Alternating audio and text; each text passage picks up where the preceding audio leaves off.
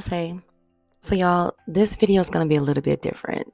So, I'm going to be a little bit vulnerable. I'm going to share some things that I really just don't tell people, but I'm ready to be open and I'm ready to share my story. So, yesterday, you guys, after prayer, I was led to fast. I went from the moment that I woke up all the way until dinner time. Now, I'll be honest with y'all. I did sleep in until about 10 a.m., but that's okay. I didn't get much rest on Wednesday night, and right now I'm actively taking sleeping pills prescribed by my doctor along with melatonin just to help me to get some rest. Y'all, depression has really been affecting my ability to fall asleep and to stay asleep. But even with that, y'all, yesterday turned out to be such a blessing. It felt so good having all of my children under one roof at the same time. So, as of right now, my 17-year-old daughter lives with my husband and my 22-year-old son just moved back in temporarily on this past Sunday until his new apartment is ready. So, he's actually staying in my office, which used to be his and his brother's room. So, I took some time to move everything out of the garage to make him some space. So, that was a lot of work in itself too, but it's okay. And then later that day, my middle son came by. He wanted me to retwist his locks.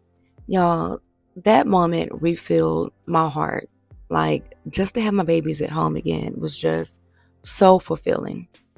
Now, I do have to laugh at myself because in the middle of doing my middle son's hair, I scorched my pot roast. Yes, I burned it up, y'all. But it's okay. Because I had also made some pinto beans and cornbread. And let me tell y'all, if you know, you know, I'm a beans and cornbread kind of girl. And those beans were hitting, okay? So during this fast, y'all, I made sure to fill my spirit. I read the Bible. I listened to a Christian podcast. I just spent time with God. Now, to be honest, I didn't get dressed up. I didn't even do my hair. I simply wore my bonnet all day long. But you know what? That's okay too. Sometimes it's not about looking the part, it's about feeding your soul. And while I was in that quiet space with God, He revealed something to me. Since I've been on PTO for so long, I've gotten out of my routine. But part of that was because of my radial nerve injury in my left arm. It really discouraged me from working out. And that's what actually led me to losing a tremendous amount of weight since July. Y'all, I went from being 197 pounds all the way down to 160 pounds. But instead of being proud of that, y'all, I felt weak. I was in pain. I was fatigued all the time. And honestly, it discouraged me from even trying to keep moving.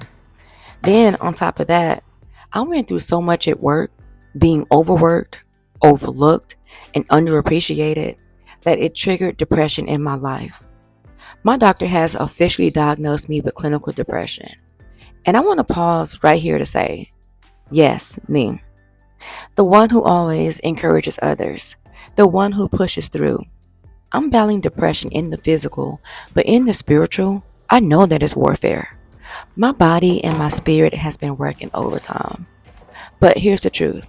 The enemy, Satan, has no power over me. None. He will try to use your environment, your health, your family, your job, anything that he can to distract you from what God has already promised for your life. And yesterday, I was reminded that he cannot win. So I'm making a choice, starting today, to rebuild my routine, but this time, slow and steady. For me, that looks like waking up at 5 a.m., drinking water, reading my Bible, spending silent time with God, taking my medicine and my vitamins, drinking a protein shake, heading to the gym or taking a walk, eating a balanced breakfast, doing my skincare routine, and then taking on the day. It's simple steps, but they all matter to me because it's me saying I refuse to let depression, fatigue, or the enemy dictate my life. I am choosing discipline. I am choosing obedience. And I am choosing God's promises over me.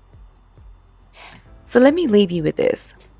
If you're struggling, Whether it's with your health, your mind, or your environment, don't give up. Start small if you need to.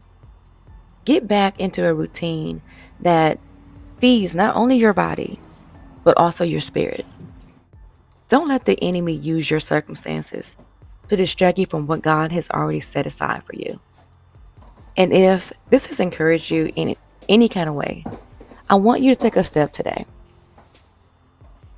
Pray, fast, read, write down one thing you can do to tomorrow morning to get back into routine.